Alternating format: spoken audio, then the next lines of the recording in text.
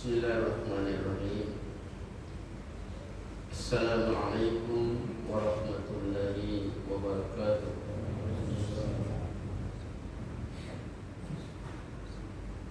Alhamdulillah rabbil alamin. Wassalatu wassalamu ala asrafil anbiya'i wal mursalin wa ala alihi wa sahbihi ajma'in. Qala Allahu fi kitabihil karim. A'udzu billahi minasyaitonir rajim. Wa ma arsalnaka illa rahmatan lil alamin. Qala Rasulullah sallallahu alaihi wasallam, tafakkaru fi khalqillah wa la tafakkaru fi dhatillah. Ilahi anta maqsudi wa ridhoka matlubi. A'tini mahabbataka wa ma'rifataka. Kaum muslimin jamaah maghrib yang dirahmati Allah subhanahu wa ta'ala, alhamdulillah rabbil alamin. Sama-sama kita merapatkan ucapan puji dan syukur kepada Allah yang maha kasih dan maha sayang, karena terlalu banyak nikmat, rahmat, taufik dan hidayahnya yang dilimpahkan kepada kita semua. Dengan itulah kita hidup penuh dengan sakinah. Semoga dengan ucapan alhamdulillahirabbil alamin itu Allah akan kekalkan segala nikmat-nikmat yang ada pada masa yang sama. Nikmat yang ada itu akan memancing nikmat-nikmat yang lain. La in syakartum la azidannakum. Siapa yang bersyukur Allah akan tambah. Salam dan salawat di atas junjungan kita Nabi besar Muhammad sallallahu alaihi wasallam, Nabi yang karenanya lah kita hadir di dunia Allah ini. Nabi yang karenanya lah kita mengenal iman, Islam dan ihsan. Nabi yang karenanya lah kita dapat menikmati kehidupan dunia, insyaallah di kehidupan akhirat kelak. Sebagaimana sabda beliau kepada Nabi Adam,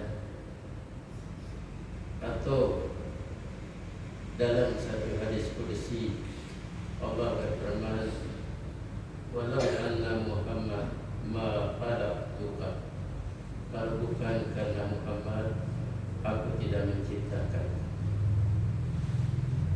Setelah selesai kita membaca kitab Miftahus Sudur, maka pada malam ini kita mengerjakan masalah yang lebih dalam lagi. Maka marilah kita berdoa, semoga Allah beri kita pemahaman sebagaimana pemahaman yang diberikan para nabi dan para malaikat. Allah marzuqna fahman nabi wa hifzal mursalin المرسلين وإلهام الملائكة المقربين برحمتك يا أرحم الراحمين. اللهم افتح علينا بفتوح العارفين، اللهم افتح علينا بفتوح العارفين، اللهم افتح علينا بفتوح العارفين. Amin amin ya rabbal alamin. Kita bercakap mengenai akhir zaman, kita bercakap mengenai para ulama. Dan kata lain, ulama adalah hamba-hamba Allah yang secara khusus dibina, digembleng istilahnya untuk memahami tuntunan agama dan mendapat anugerah hidayah dengan berbagai keutamaan. Jadi di sini ada beza antara ulama syariat dan ulama tasawuf. Kalau ulama syariat dikatakan sebagai fuqaha atau juga dikatakan muallim, orang yang alim.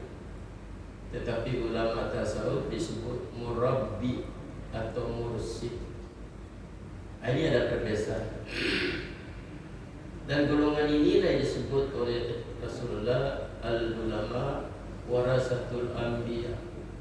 Ulama itu pewaris para nabi. Ulama adalah pewaris para nabi, maksudnya khalifah, penerus yang meneruskan ajaran yang dibawa oleh Rasulullah sallallahu alaihi wasallam. Mereka menjadi pemimpin sekaligus pengawas kaum muslimin.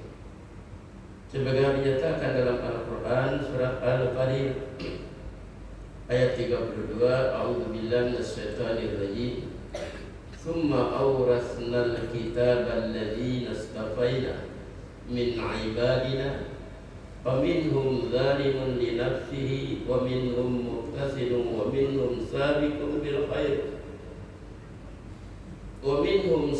bil khairati bi isnillah. Dzalika huwal fadlul kabir. Yang bermaksud, kemudian kami wariskan kitab itu kepada orang-orang yang kami pilih di antara hamba-hamba kami. Lalu antara mereka adalah ada yang menganiaya diri mereka sendiri. Di antara mereka ada yang pertengahan. Di antara mereka ada pula yang lebih dahulu berbuat kebaikan dengan izin Allah. Itu adalah karunia yang amat besar. Seterusnya Rasulullah menyambut daripada hadis ayat ini, al-ulama warasatul anbiya bi'ilm yuhibbuhum ahlus sama wa yastaghfiru lahumul hita bil bahri ila yaumil qiyamah. Ulama adalah pewaris ilmu para nabi. Para penghuni langit mencintai mereka, dan ikan-ikan di lautan sentiasa memohonkan ampunan untuk mereka sampai hari kiamat. Begitu juga hadis diriwayatkan oleh Al-Asbahani, yab'atsullahu al-ibadah ibadah yaum al-qiyamah thumma yumayyizul ulama fayaqulu Allah ta'ala ya ma'syaral ulama inni lam adha' ilmi fikum illa li'ilmi bikum wa lam adahu fikum liu'adzibakum in tariku ilal jannati faqad ghafartu lakum. Allah membangkitkan semua hamba dari kiamat. Kemudian dia mengistimewakan para ulama seraya berfirman, wahai sekalian ulama, sungguhnya aku tidak menitipkan ilmuku kepada kalian, melainkan karena aku tahu benar keadaan kalian. Dan aku tidak menitipkan ilmu itu kepada kalian untuk mengazab kalian. Masuklah kalian ke dalam surga, karena aku telah mengampuni dosa kalian. Oleh sebab itu di dalam surat Al-Kahfi menjelaskan barang siapa yang mengharap pertemuan dengan Tuhannya, maka hendaklah ia mengerjakan amal saleh dan tidak mempersekutukan dalam beribadah kepada Tuhannya dengan seorang.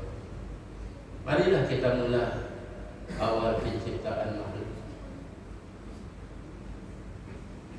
Di akhir zaman, ilmu seperti ini tidak perlu disimpan lagi.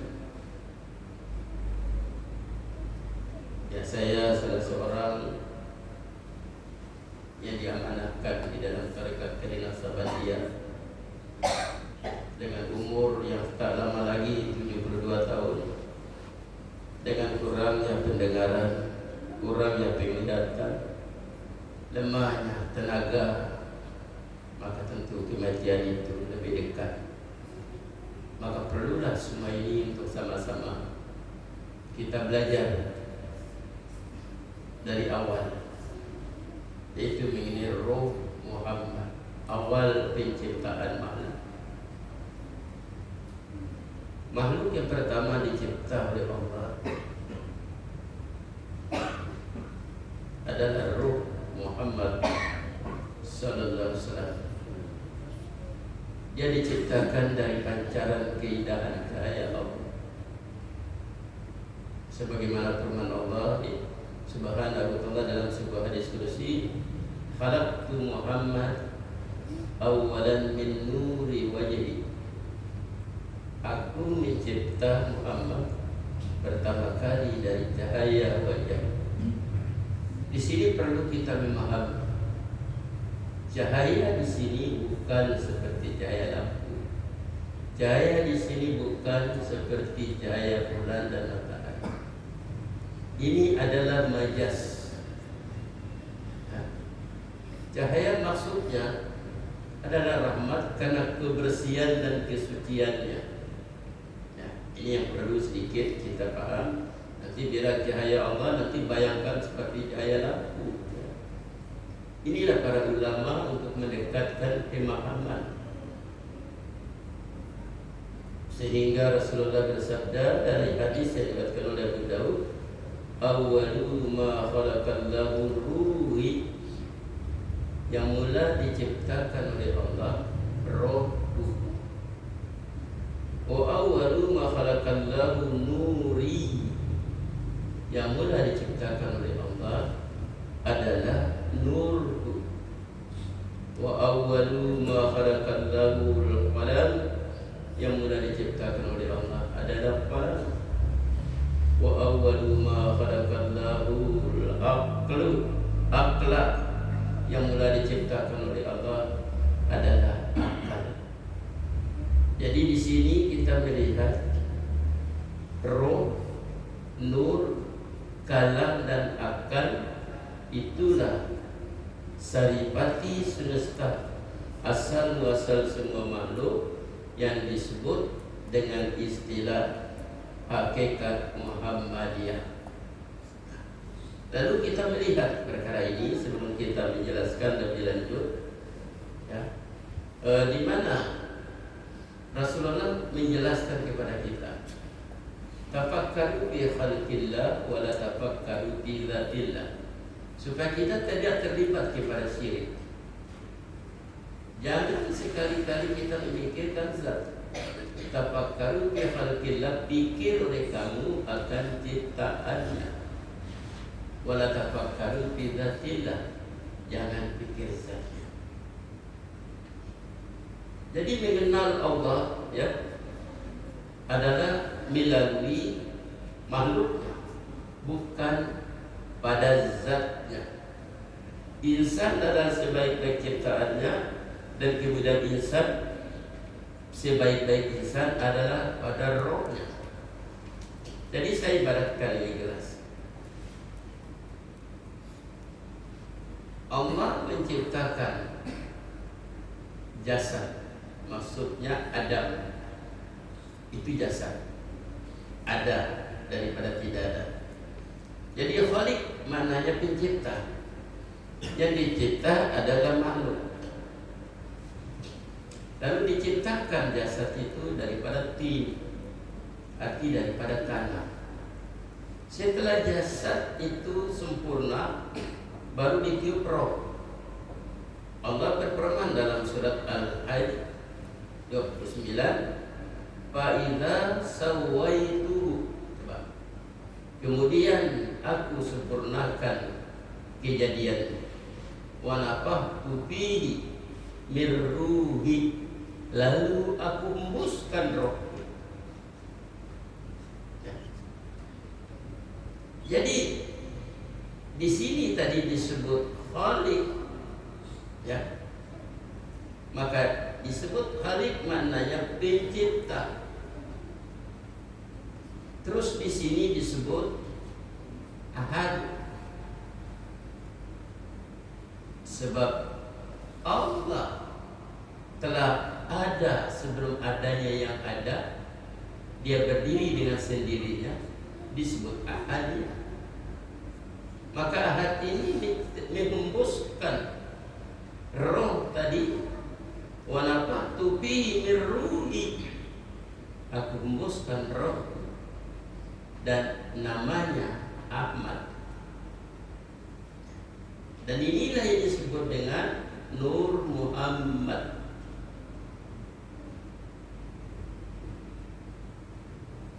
Sehingga di dalam Al-Quran bila bertanya mengenai ini, wa yas'alunaka 'anir ruh, qulir ruh min amri rabbi wa ma utitum minal ilmi illa qalila. Dan mereka bertanya kepada kamu tentang roh, katakan roh itu dari perkara urusan Tuhan, dan kamu tidak diberi ilmu pengetahuan melainkan sedikit saja. Nah, di dalam kitab Sirrul Asrar, seorang ulama, ketua bidang dakwah dan ilmu Tarekat Kerilas Sabandaya Pondok Pesantren Suryalaya, telah bertanya kepada salah seorang profesor mengenai roh. Jawaban profesor itu dengan menjawab dengan menyebut ayat ini tadi. Tapi apa kata beliau? Ucapan minal ilmi illa qalila itu sedikit bagi Allah, tapi banyak bagi aku, banyak bagi umat. Mana Allah tidak menutup untuk bercakap mengenai roh, cuma sedikit. Maka apa kata profesor itu? Kalau begitu, kau cari kitab Sirrul Asrar, itu kitab rahasia segala rahasia yang dikarang oleh Syekh Abdul Qadir Al-Jailani Qaddasallahu, yang asli, yang masih dalam Arabnya, yang belum diterjemahkan kepada bahasa lain, dan semua bahasa Ibrani-nya pun masih ada di dalam. Maka beliau telah mencari kitab itu selama 9 tahun. Ya, ini cerita langsung kepada saya, sebab beliaulah yang membai'ah saya. Saya mengambil masuk tarekat itu adalah daripada beliau. Dan kata beliau, Arab, semua negeri yang ada di Arab saya keliling, banyak diterjemahkan dalam berbagai macam bahasa, tapi banyak itu. Tahun yang terakhir saya berjalan dari seluruh Indonesia, lalu saya berjalan dari Banyuwangi, yang mungkin di sini tak, anak-anak dah tahu, adik-adik dah tahu. Banyuwangi itu ujung Pulau Jawa, bersambung dengan Bali. Maka berjalanlah saya dari Banyuwangi masuk pondok pesantren demi satu. Ada 40,000 lebih pondok pesantren di Indonesia. Hanya di Jawa saja. Termasuk Siawi lah, pernah salah satu pondok pesantren masuk di sana. Maka sampai di Tasikmalaya, di Suryalaya, begitu masuk di dalam rumah saya itu bawa kitab itu, letak di depan beliau. Beliau menangis. Inilah guru saya. Tahu apa yang saya cari, padahal baru pertama jumpa. Begitu saya duduk, saya bagi salam, beliau jawab salam saya, dipersilakan duduk. Bila dipersilakan duduk, Lalu di tangan beliau, inilah yang antum cari selama ini. Masya Allah. Ini yang kita baca sekarang. Nah, jadi di sini kita melihat segala makhluk lain ya, daripada tadi Ahad, terus kepada Ahmad, dan itulah Nur Muhammad, dan dari situlah, dari Nur itulah diciptakan pertama roh para nabi dan rasul 124.000. Ini yang bulat. Kalau kita ibaratkan bulat, yang lebih banyak cahayanya. Kita ini semua ada cahaya, ada nur di semua kita. Itulah kita sampai dulu dalam sini kita mengenal iman. Jadi siapa yang lebih ma'rifatnya, berarti orang itu lebih cahaya. Dari itu lalu 25 rasul. Ya. Dari 124.000 terus turun kepada 25 rasul. Selepas 25 rasul lagi ada 5 lagi. Itu ulul azmi. Dari 5 ini lalu pecah lagi kepada 4, Abu Bakar, Umar, Utsman, dan Ali.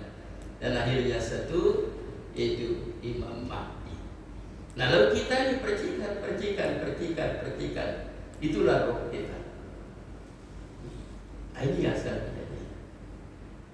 Jadi di sini kita melihat roh para nabi alaihissalam adalah martabat khusus. Mereka mampu menerima wahyu langsung dengan Allah dan memiliki ma'rifat yang tinggi berbanding dengan yang lain. Antara roh para nabi alaihissalam, roh Muhammad sallallahu alaihi wasallam adalah yang paling tinggi derajat, mulia dan terpuji. Roh Muhammad alaihissalam juga memiliki ma'rifat yang lebih tinggi daripada roh para nabi alaihissalam. Selepas roh Nabi alaihissalam tadi itu saya katakan roh para 124.000, terus kepada roh para wali Allah setelah nak rasul, setelah ulul azmi, wali Allah memiliki tinggian derajat antara apa? Mujahadah, tazkiyatun nafs, pembersihan, penyucian rohaninya. Karena Allah kata pada aflaha man tazakka wa dzakara isma rabbih fasalla. Beruntunglah orang yang membersihkan rohnya, hatinya daripada penyakit hasad, sombong, dengki, riya, takabur, ghibah semua, dengan menyebut nama Tuhannya dan mendirikan salat. Nah, jadi di sini jelas untuk membersihkan hati itu adalah merupakan satu asas keperluan karena mencontohi Nabi sallallahu alaihi wasallam.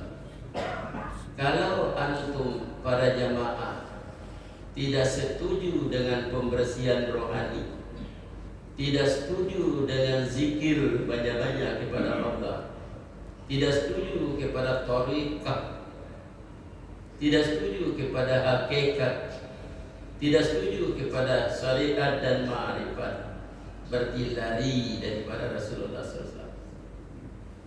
Sengaja saya menjelaskan ini untuk meluruskan pemahaman. Bukankah Nabi dibedah dadanya umur 5 tahun? Bukankah Nabi pada malam Isra dan Mi'raj dibedah dadanya, dibersihkan kalbunya, dicuci? Apa tujuannya? Sebagai persiapan. Karena baik buruknya jasad ditentukan oleh baik buruknya roh. Inna fil jasadi mudghah idza saluhat salul jasada kullu wa idza fasadat fasadal jasada kullu ala wa hiya al-qalb. Pada diri manusia ada seketul daging. Ya. Apabila daging itu baik, baiklah dia.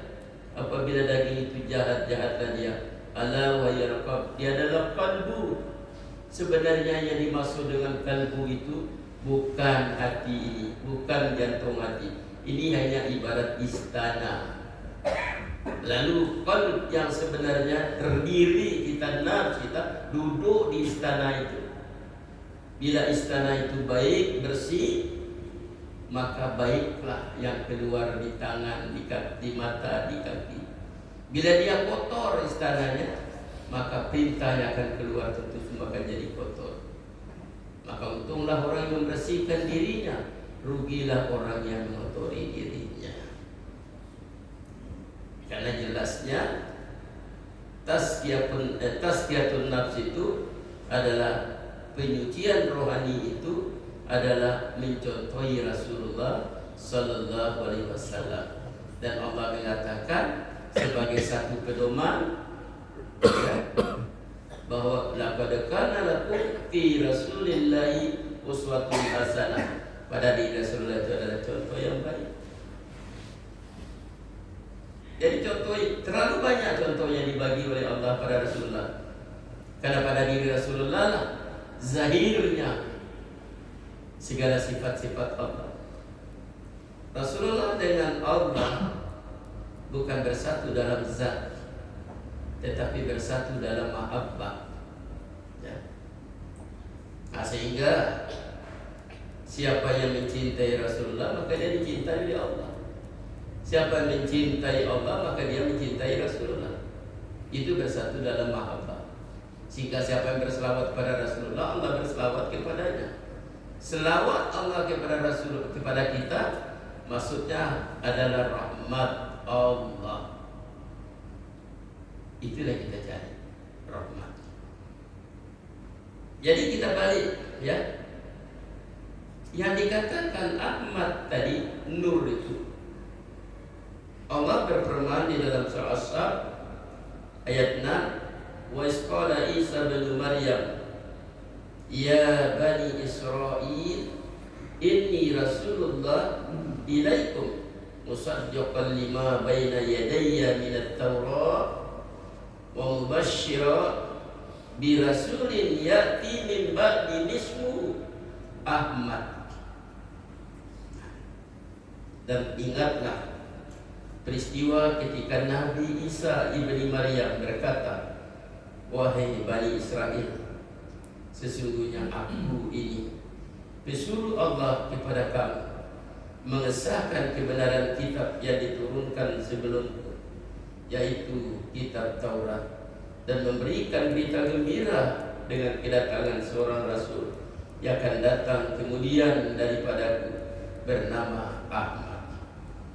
Jadi kedudukan Rasulullah di sini walaupun baginda sallallahu alaihi wasallam adalah makhluk atau baru, tapi wajib ditansihkan atau disucikan seperti sifat makhluk dan sifat baru yang lain.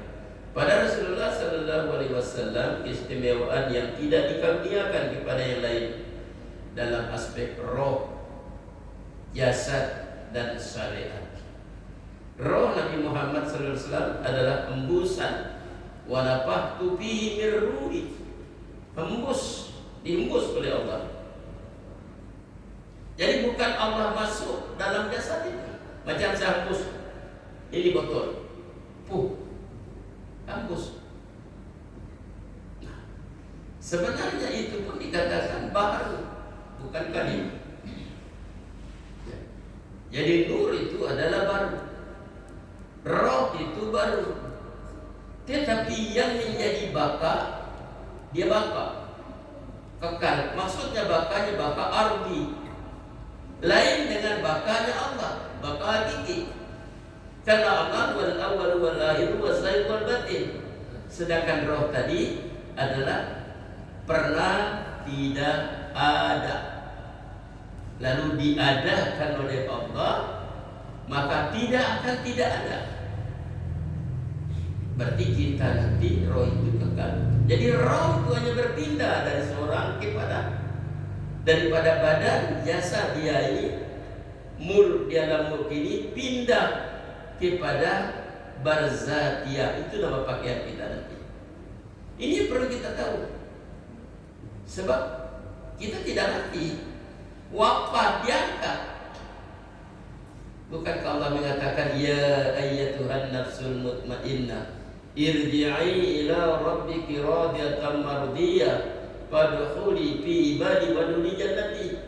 Wahai roh yang baik, yang suci, yang tenang, kembalilah kau kepada Allah dengan redha dan diridai, masuklah dalam golongan hamba-hamba di dalam surga. Hidup. Mana bukti hidup? Nabi Malam Isra dan Mi'raj. Ya, bahkan Nabi mengatakan al-anbiya hayaun fi kuburihim wa yusalluna fi butunihim. Para nabi itu hidup di kubur mereka dan mereka sembahyang seperti sembahyang di rumah, sehingga mendapati Nabi Musa sembahyang.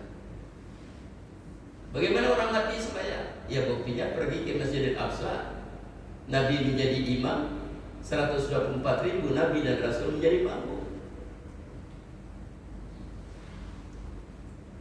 Berarti mereka ada jasa mereka hidup, tapi bukan hidup di alam ini.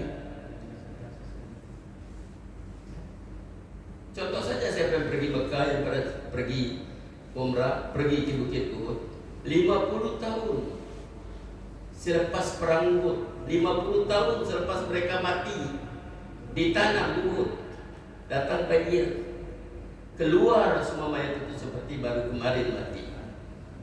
Sayyidina Hamzah bila diangkat tangan sebelah kiri pancar darahnya karena dibedah oleh Hindun, anak Abu Jahal, dipapah hati Rasulullah, tapi untung tidak dimakan.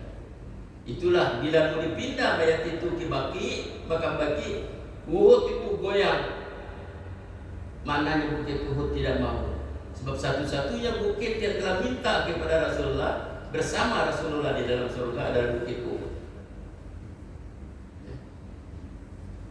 Hidup. Itulah para syuhada itu macam Israel, macam Palestina sekarang, saudara-saudara kita yang mati. Mereka bukan mati, mereka hidup di sisi Allah dengan rezekinya. Maknanya rohnya bebas, itu hidup. Nabi Adam di langit pertama bila lihat ke kiri menangis karena sedang dipenjara roh anak cucunya. Tapi bila lihat ke kanan senyum karena sedang bebas mereka hidup. Jangan kira keluarga kita tidak tahu keadaan kita di dunia ini. Tahu. Pergi ke kubur tahu. Itulah Nabi bagi salam, bukan salam kepada batu, balang kepada roh. Nah, ini perlu kita paham sedikit. Jadi roh Nabi Sallallahu Alaihi Wasallam ini adalah utusan Allah yang paling tertinggi, yang paling mulia daripada roh yang lain. Roh Muhammad Sallallahu Alaihi Wasallam bukannya sebagian daripada nur Allah, bukan, tetapi ciptaan baru, wa nafakhtu fihi min ruhi, bukan roh Allah, bukan. Nah ini perlu kita paham, sebab ada hulul, ya. Jadi kita takut kepada hulul, bersatunya dengan Allah. Banyak macam paham dalam tarekat, itulah banyak yang orang mengatakan tarekat itu sesat. Tak salah orang cakap sesat, karena mereka berjumpa dengan yang sesat, tidak berjumpa dengan yang mutabarah,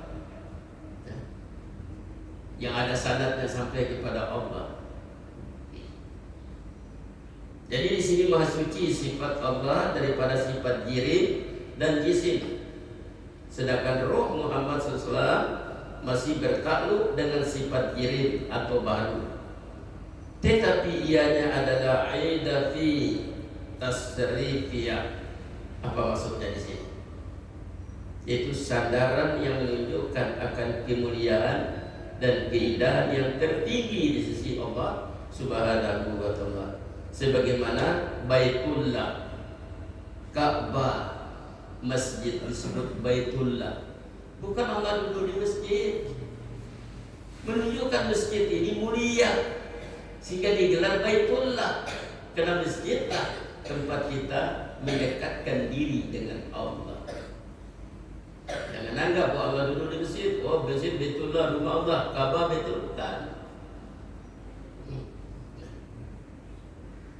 Roh Muhammad SAW adalah roh yang dicipta khusus untuk menjadi perantara makhluk. Yang selalu saya katakan kepada Iwan, ya, perantara makhluk dan Allah. Pada roh Muhammad SAW, Allah Ta'ala menyampaikan segala pengenalan tentang dirinya melalui wahyu. Nah, justru Rasulullah SAW sebagai pintu dan lautan dalam ilmu pengenalan atau ma'rifat kepada Allah Ta'ala, serta juga pintu toladan, jalan kehambaan, sehingga firman Allah, Qul in kuntum tuhibbunallah fattabi'uni yuhibbukumullah. Katakan maksudnya kepada Nabi Muhammad, jika benar kamu mengasihi Allah, maka ikutilah aku. Niscaya Allah akan mengasihi kamu serta mengampunkan dosa-dosa kamu. Dari mana kita ikut? Ikut syariatnya. Apa syariat? Belajarlah ilmu fikih. Di sana bercakap secara hukum, wajib, haram, makruh, mubah. Ikut hakikatnya.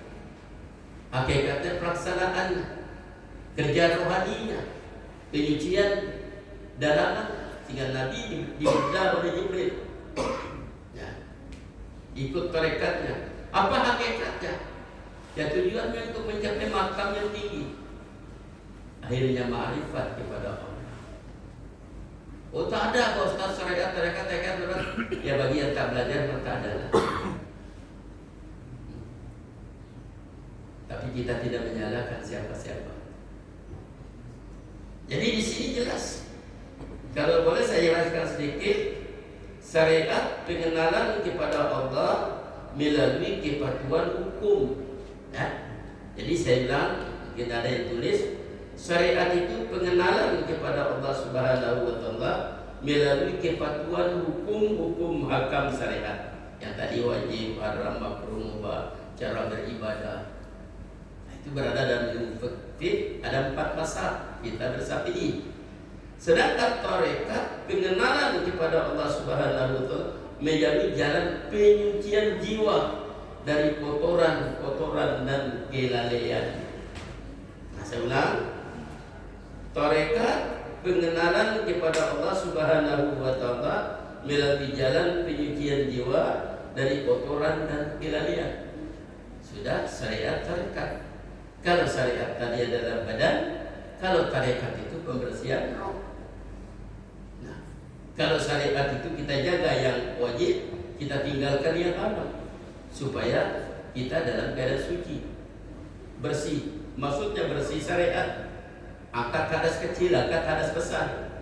Tetapi tarekat pengenalan kepada Allah Subhanahu wa Ta'ala melalui jalan penyucian jiwa dari kotoran kelalaian, dari hasad, dengki, sombong, lupa kepada Allah. Nah, ini tarekat. Terus hakikat pengenalan kepada Allah Ta'ala melalui jalan kefakiran. Apa kefakiran? Kefakiran orang yang sentiasa berharap kepada Allah. Ya, karena menganggap Allah ganiyun, kaya, maka dia meletakkan semuanya kepada Allah, sehingga akhirnya tidak ada yang lain, yang ada hanya dia. Ini tinggi kan? Dan ma'rifat pengenalan kepada Allah Subhanahu wa Ta'ala melalui jalan ilmu dan inkisab. Disitulah dimulai dengan taubat, mujahadah, mukassafah, mahabbah, ya, mahabbah, akhirnya sampai kepada ma'rifat. Jadi bukan senang untuk sampai kepada ma'rifat, benar-benar yakin orang yang ini disebut arif billah, kenal Allah. Tafakkaru fi khalqillah tadi, wala tafakkaru fi zatillah. Bagi adik-adik, saya bagi gambaran yang paling mudah. Kalau antum pergi di satu jumpa banglo, ya, banglo yang cantik, besar, di bawahnya penuh dengan kereta mewah, taman bunganya, apa yang ada dalam pikiran adik-adik? Tentu hati adik akan melihat betapa kaya orang ini. Itu walaupun tak tahu siapa orangnya, berarti ma'rifat kepada orangnya. Atas apa dah? Jadi pandanglah alam, pandanglah lautan, tafakkaru fi khalqillah, pandang semua. Bukankah kita akan nampak dari luasnya lautan, ternyata luasnya ilmu Allah, ternyata kayanya Allah. Itu yang ada dalam hati, itu ma'rifat. Lihat keindahan bunga, betapa jamal dan kamalnya Allah. Jangan dulu yang muluk-muluk. di garis ini, huruf ini segala macam, susah untuk didapat. Yang mudah dalam ma'rifat. Ya. Jadi itu ma'rifat. Jam berapa masuk? Berikut Pak. Masuk kan? Lagi berapa? Oh iya dah. Jadi di sini kita terus roh, cahaya, pena dan akal adalah satu entiti tunggal, yaitu hakikat Muhammad. Hakikat Muhammad disebut nur, ya, karena bersih dari kegelapan yang menghilangkan, yang menghalangi keagungan ilahi Rabbi. Jadi saya ulang, hakikat Muhammad disebut nur karena bersih dari kegelapan yang menghalangi keagungan ilahi. Sehingga Allah mengatakan, ya ahlal kitab qad ja'akum rasuluna yubayyinu lakum katsiran mimma kuntum tuhibbuna minal kitab wa yafu an katsirin qad ja'akum minallah nurun wa kitabun mubin. Jadi perhatikan sini, hai ahli kitab, sungguhnya telah datang kepada, ya, daripada kami, ya, telah datang kepadamu rasul kami menjelaskan kepadamu banyak dari isi Alkitab yang kamu sembunyikan, dan banyak pula yang dibiarkannya. Nah, sesungguhnya kata Allah di sini, telah datang kepada qad ja'akum minallah, telah datang kepada kamu daripada Allah nurun wa kitabun mubin, cahaya daripada Allah dan kitab yang menerangkan. Jadi cahaya itu tadi itulah nur Muhammad. Nur itu juga Muhammad disebut Muhammad awal, ya. Sedangkan hakikat Muhammad disebut akal. Nah, kenapa tadi akal? Karena kemampuannya untuk memahami segala sesuatu. Jadi akal itulah yang dapat memahami segala sesuatu. Itulah afala tatafakkarun, afala ta'qilun, terlalu banyak. Kalau boleh saya ceritakan sedikit mengenai kelebihan akal.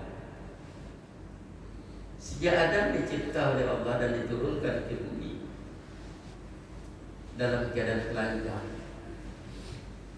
tapi Adam ada akal.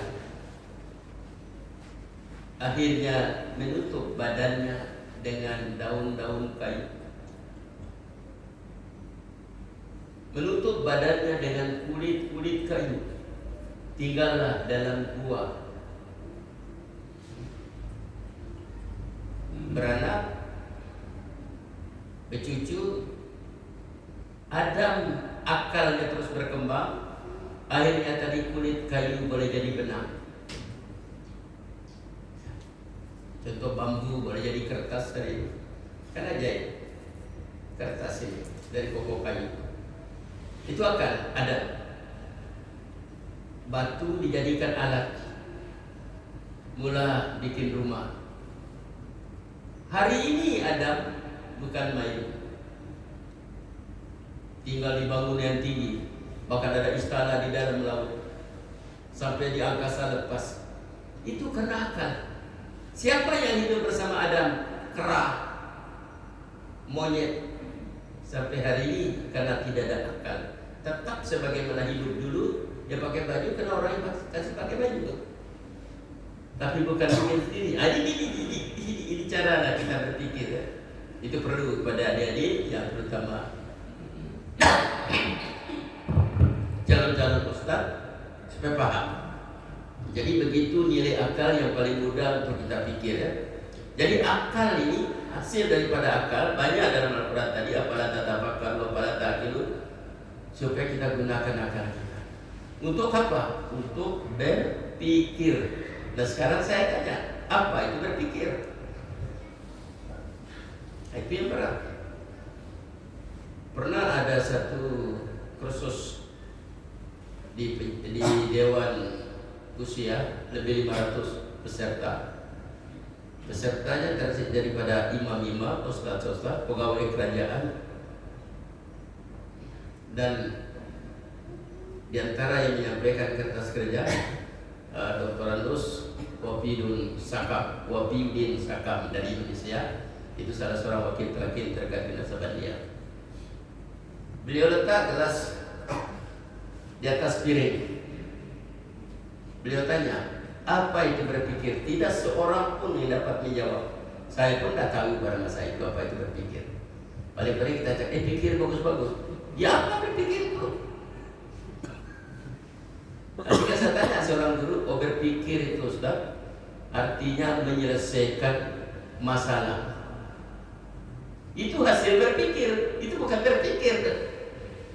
Menyelesaikan masalah itu hasil berpikir. Berpikir apa itu? Sebab ada dua. Itu dalam tarekat Qadiriyah Sabandia sebenarnya ambil daripada Sayyidina Abu Bakar As-Siddiq yang ada dalam Gua Sur. Bila beliau melihat orang-orang kafir naik di depan Gua Sur itu, kalau mereka tunduk, pasti nampak Rasulullah di dalam gua dengan Abu Bakar, sehingga beliau gemetar, takut. Apa kata Nabi? La tazan inna Allah ma'ana. Jangan takut Abu Bakar, Allah bersama kita. Kenapa? Karena Abu Bakar berpikir. Maka dirubah Abu Bakar ini dari berpikir kepada berzikir. Pejamkan matamu, rapatkan mulutmu, rapatkan gigimu, angkat lidahmu ke langit-langit, ikut aku. Nah itu berzikir. Ternyata berpikir itu proses bertanya. Mengapa, kenapa, itu berpikir.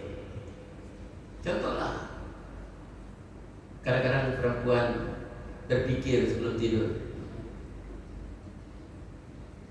bagaimana nasib kami, gaji suami aku hanya 1.000 ringgit, bagaimana jadinya, kereta, bayar CN kereta 700 hingga 300, belanja rumah 200 hingga 100, utang Pakistan 200. Tidak boleh tidur tuh, karena berpikir. Tapi kalau berzikir senang tidur. Jadi berpikir arti proses bertanya. Sehingga terjadilah disebut profesional. Karena berpikir, bersatu benda dipikir, dikaji. Kenapa ini, mengapa ini, kenapa. Akhirnya dapat satu keputusan. Ini kayu ini pahit, kenapa pahit? Tokat hari dikaji lah. Hasil dikaji, ditanya, disoal. Proses bikin kopi tokat ali. Jadi berpikir itu sebenarnya proses berpikir. Ini bukan dalam konteks bahasa ya. Dalam konteks bahasa di Dewan Masyarakat saya belum jumpa itu. Mungkin yang sekolah tinggi semua dapat lah. Kita sekolah rendah semua ya. Yang sekolah tinggi lah. Jadi berpikir itu proses bertanya. Artinya mengapa, kenapa. Jadi kita kenapa berpikir, kita tafakkur. Jadi tafakkur arti banyak berpikir. Jadi akal ini sebenarnya adalah untuk memahami segala sesuatu. Ia disebut pena, itu kalam. Pena ini karena menjadi media transfer ilmu, seperti fungsi pena memindahkan ilmu dalam bentuk huruf dan tulisan. Sebelum ada di kertas ini, orang tidak tahu. Ada di kepala Syekh Abdul Qadir, ada di hati Syekh Abdul Qadir. Maka dipindahkan dengan pena, sehingga kita baca sekarang ilmu itu. Itu kekuatan akal, dan kalam itu adalah proses memindahkan ilmu dalam bentuk huruf dan tulisan. Jadi roh Muhammad adalah saripati semesta alam yang menjadi asal muasal semua makhluk. Ini sesuai dengan sabda Rasulullah, ana minallah wal mu'minuna minni. Aku daripada Allah dan kaum mukmin daripada aku. Inilah teman-teman, ini masuk sudah waktu kita. InsyaAllah akan kita sambung minggu depan kajian kita risalah ini sampai nanti akan terbukti bahwa Nabi Muhammad pintu menuju Allah. Contoh, la yu'minu ahadukum hatta yuhibbu ilayya.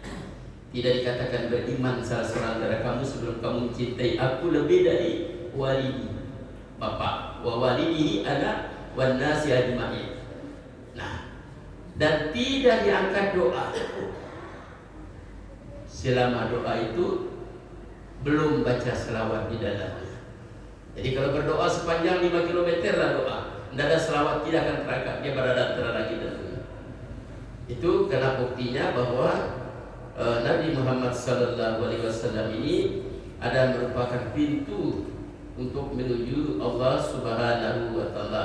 Jadi siapa yang ingin sampai kepada Allah, maka dia mesti sampai kepada Rasulullah. Inna du'a mauqufun bainas sama wal ardi la yasqutu minhu shay'un hatta yusalli ala nabika sallallahu alaihi wasallam.